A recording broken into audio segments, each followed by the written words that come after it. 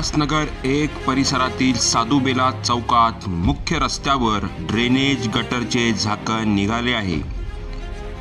यामुळे कुठलाही अपघात घडण्याची शक्यता आहे।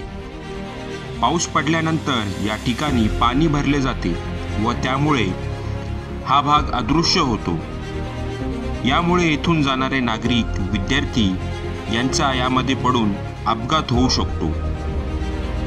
त्यामुळे प्रशासनाने व उल्हासनगर महानगरपालिकेने त्वरित उपाययोजना कराव्यात। एखादा अपघात झाल्यास, कुठलीही घटना घडल्यास याला सर्वस्वी जबाबदार उल्हासनगर महानगरपालिका प्रशासन असेल, असे मत एका स्थानिक नागरिकाने व्यक्त केले।